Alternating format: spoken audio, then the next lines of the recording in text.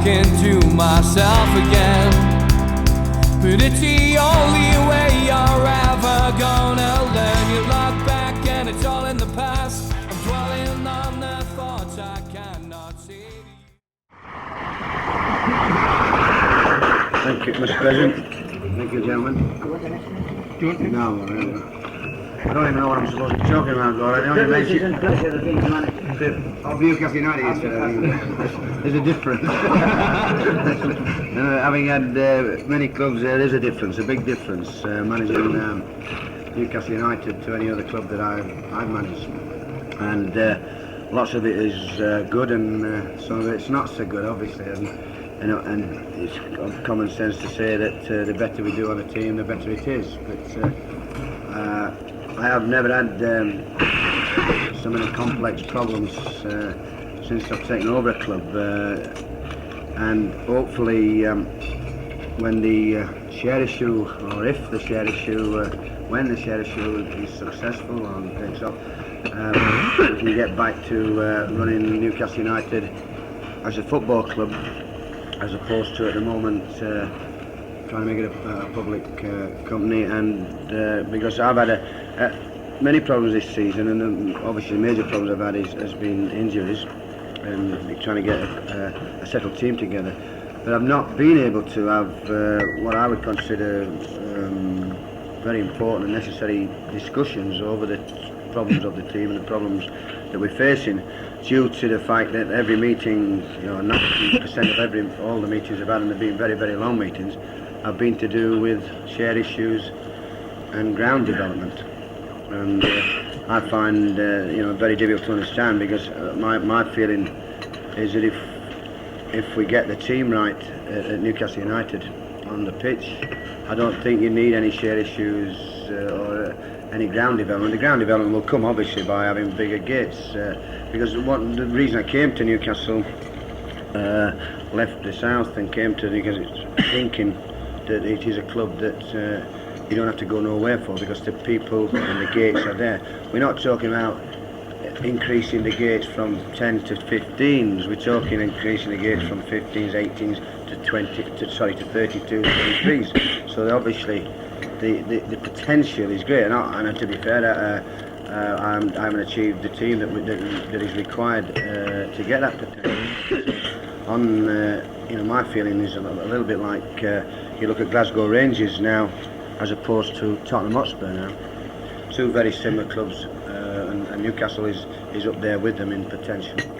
Whereas when David Murray took Glasgow Rangers over, I don't know, it's 5 or 6 years ago, they were 11 million in debt, and his plans and so forth were all geared around creating a team, a super team, and everything is connected to Glasgow Rangers. They've now, I think the overdraft's down to about 2 million, and they've got a fantastic all-seater stadium, and they've got a team on paper. I've seen it comes down this year, really sure about the team, but on paper they've spent about 14 million also. So I mean, that's what can be done by projecting the team, as opposed to projecting, as Tottenham have done, travel companies, leisure wear, whatever, everything, and not that, they've got the team together, to be fair, at this time in being. But it's funny, I was only speaking to Terry Venables this morning, and he did answer the phone, and I said, I didn't know times were that bloody hard. Terry, you're now answering the phone, I knew it was difficult. But as he was saying, hopefully he doesn't have to sell a player, he does have to sell his reserve team players, or some of them, which he doesn't really want to do. But because of the state they've got themselves into, even now with 30-odd thousand gates, and they're having to sell players, and it's obviously going to make Terry Venables' job harder to compete with Liverpool if he hasn't got, when he gets injured, he hasn't got the backup to come in. And what I'm getting at, there's two prime examples there to me of very similar clubs. One's got it right, and one's obviously got it wrong. And I'm saying that we should be, to be fair, I should never have been here, because he should have been doing this long before that I was ever kid. And the monies and everything that goes with it should have been spent on ideas and plans formulated around the team. Because one thing that is for sure at Newcastle United, there is a definite hardcore of 20,000 fans, and you can go beyond that to you can get 35,000 people in. You'll get 35,000 people in. Obviously, being in the top 6, success in the first division, and that's but that's it's easy to say that, and I think it's pretty obvious to anybody. I'm just saying that's where they should have gone years ago. And when I came up, I've got to be honest, maybe remiss of me, I never thought too much about, or never even looked into the what do you call it, the Magpie group, and I just fans voicing a little bit of displeasure at the board, but obviously it was much more deep-seated than that and much more complicated than that. And if I'd have known now what I know now, I probably wouldn't have come, because it was the situation in my first year was nigh on impossible. I don't care whether we'd have had Brian Robson, whoever playing in that team. If the circumstances had been the same, they could not have performed. I find it, we talk about going down to Leeds, playing at Leeds, and that's intimidating. And you can understand that because you're playing the opponents. But when you're coming out and it's far more intimidating in front of your own fans, it's one hell of a situation. And it's certainly a situation that I've never ever come across in football, where your own supporters want you to lose. And it's a little bit different. I've never had that one before, and obviously very difficult. And I had to make decisions, maybe too many decisions to be fair, and some wrong, some right, under the circumstances, because you got involved in the pressure cooker, as it was. It will always be a pressure cooker with Newcastle United. It's always a pressure job, because you're high profile, everything you do, everybody. I mean, in Newcastle, which is great. I mean, in all fairness, is that not only the fans of Newcastle United, but the women who don't even go to the games, or the little kids who can't go to the games, the old fellows, they still want to talk about Newcastle United, and that is something that we've got to channel the right way. Unfortunately, the clever guys and the Chronicle and they all channeled it the wrong way, and was very, very detrimental to this club, and has put the club back 2 to 3 years, in my honest opinion. And I'm now I'm in a position where I'm reaping the benefit of that, and I've had to. And we just had a bit unfortunate. I know the Sunderland supporter is here today. Just a little bit unfortunate. We cracked it in the league, but we didn't crack it in the playoff last year. Don't want to go into that too much. Never agreed with the system. Still don't agree with the system, but that is the system. And if we'd have gone up last year, obviously that would have given us all a big boost in finances, to be honest. And that was a little bit of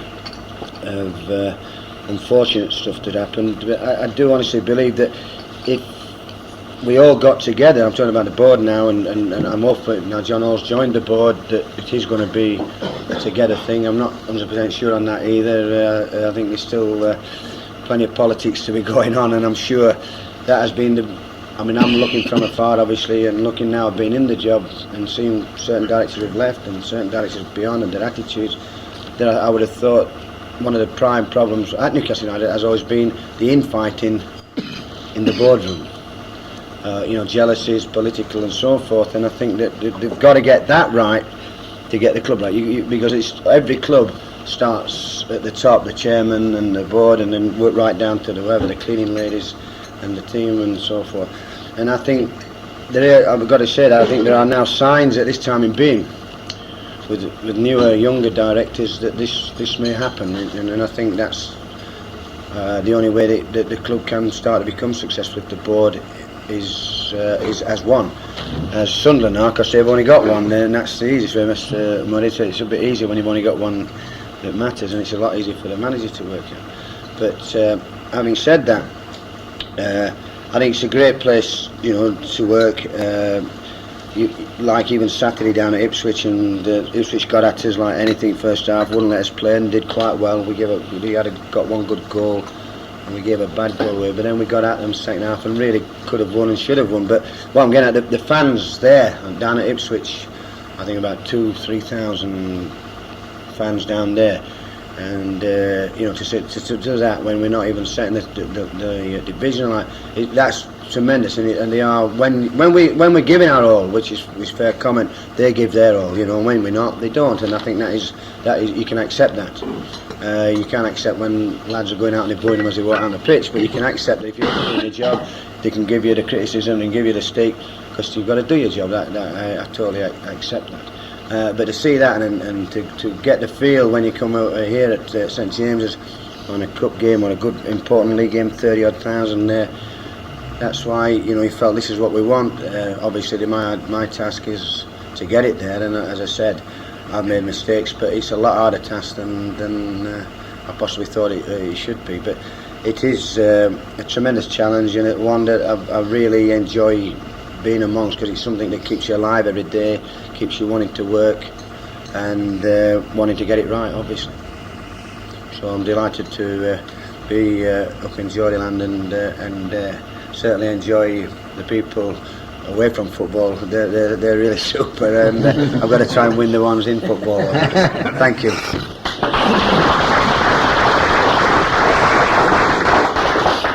Thanks very much, Jim, for that insight. What I'd like to do now is go on. Is any questions? Oh, yes, we've got time if you want. Go on. Has anybody got any questions, gentlemen? So that's what you're going to say, Yeah, was it? sorry. I'll tell you what, Jim, I think the difference, you mentioned Liverpool and them people. If you ask a Liverpool supporter, you would know the direct as well. Absolutely, it's true. That's the whole difference. I think in football generally, I mean, it started a few years ago in London, really, with Bates and then the Scholar fella and Nodes at Crystal Palace.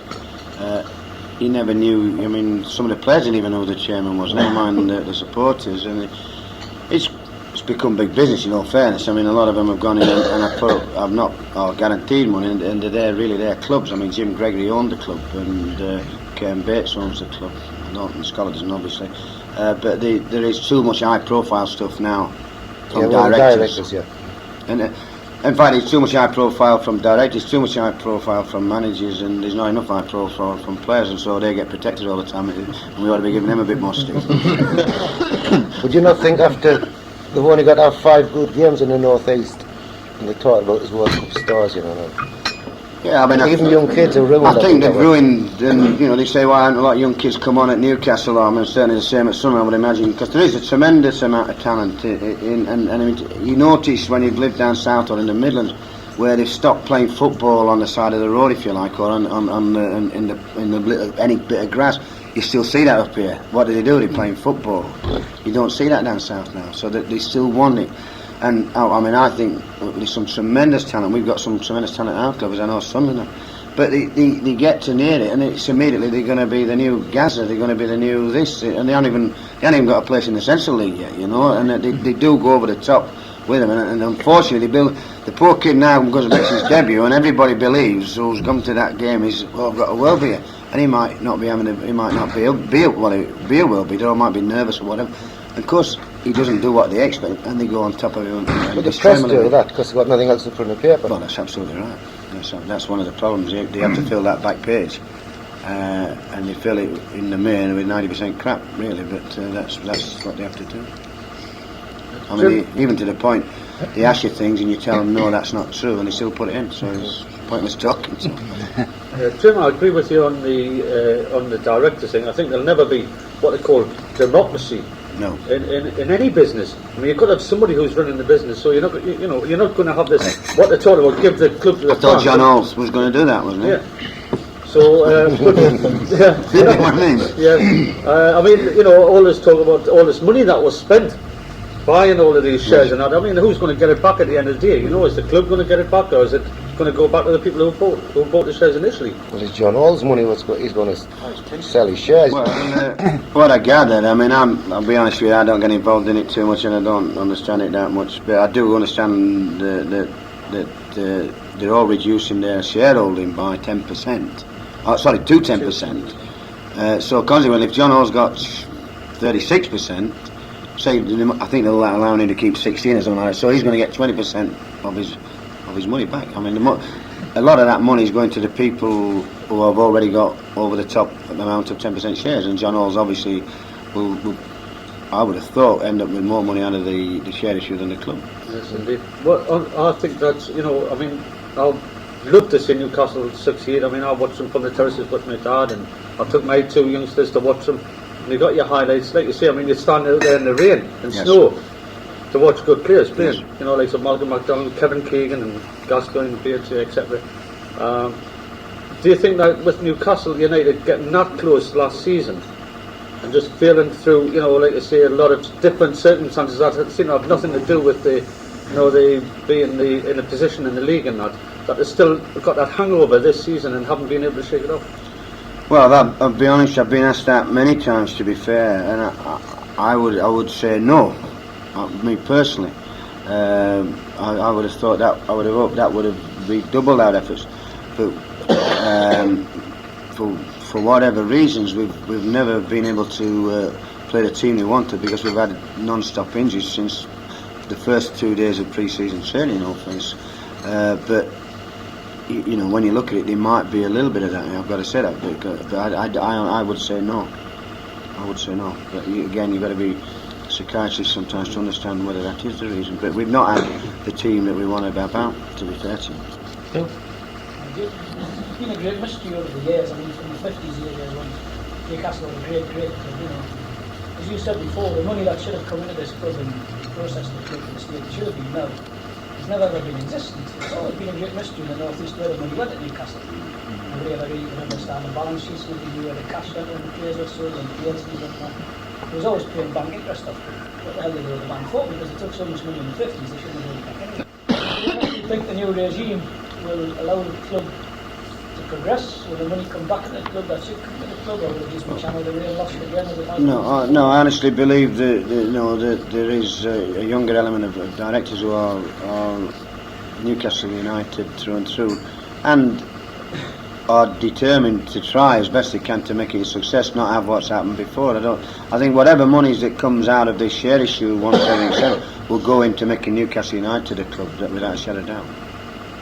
There was an article the other night in one of the Chronicles, I think it was, where it said all this agreed not to take any money out until the clubs achieve 4 million instead. But will 4 million be enough? Will that write off your bank? Will that write off? Well, I mean, 4 million will pay the overdraft, I think, or just about it.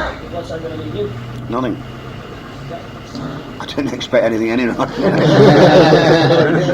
I keep looking at them lovely plans down. They have lovely big plans, don't they, of the new stadium and new this, and I said I've seen hundreds of them, I've never seen one completed yet in football clubs. What's the point of having an all-seater stadium if you haven't got a team? The people of Newcastle, like most of any other big cities, would stand, as you just said, in rain, snow, whatever it is, if the team's right, because if the team's right, they'll go. Then you can put your bits and pieces on, and you can't put your bits and pieces on and skin the team, which is what is happening at the moment. We've got exactly the reverse of Gateshead. We've got a fantastic team, we're better than half the second division. That's right. Oh, we haven't got a team in there. You'll get it there. But I mean, it's like when you look at a new stand, and it's a super new stand, in all fairness. But on that alone, the council made them do that. See, we've been into even second division, lots of stands that were 10 times worse than what that stand, the old stand I'm talking about. And the council's made it, knock it down and put a 5 minute. Whereas if they hadn't done that, the monies from your gases and all that could have gone into the team, and they wouldn't have had this overdraft, which is 800,000 a year. If the council played the ball, I mean, if the council want to do something for Newcastle United, because Newcastle United's done a lot for the council, it's to say, well, you can have the ground or buy the ground rather than, I mean, I want to say give it, buy the ground, because you cannot move, whatever that's leasehold or owned by the council. You've got to have your own ground for the collateral and whatever. You all know that, but they would never do that. But I mean, that's what they should do if they want to give something to the city. I don't think the council are coming back through people pressure, because it's been a known fact that Newcastle would never do anything for you. I can remember standing on the terrace and you had to watch for somebody putting in your back pocket. Nobody could get any toilets. Yeah. They used to be standing and just be flowing down the steps at all times. The council pushed Newcastle because Newcastle would never do anything. They wouldn't improve the ground at all. And everybody said, well, where does all the cash go? They never improved the grounds. And I think it's been a roundabout way where people pressure coming from the other side. Yeah. It's been a case that let it go too long, and now they're getting the pressure on, they've had to do something. But where's all the cash ever going? I don't know. You're possibly near on the inside now. On the outside, but people that have supported the team for years and years, we never ever sort of guess where the hell the cash is going. And we couldn't see an improvement in the ground. And you've seen the team deteriorate, from the 50s. There's never ever looked back. They've only had the odd moments, yeah. I can't answer that, I'm sorry. Right, thank you, gentlemen. Thank you for your questions. Ian, would you like to give the short thanks to Jim? Yes, indeed. I'd like to thank you very much indeed. My knowledge of football managers has always been that club goes well, and when it goes down, they take the manager out and shoot him. And That's right, still the with same. the glue that holds the thing together until somebody decides that somebody has to be sacrificed. Well, gentlemen, you've had a chance with the questions, and I'd like to thank you for listening to Mr. Smith so attentively, and thank him very much indeed for coming and talking to us. Thank you very much indeed.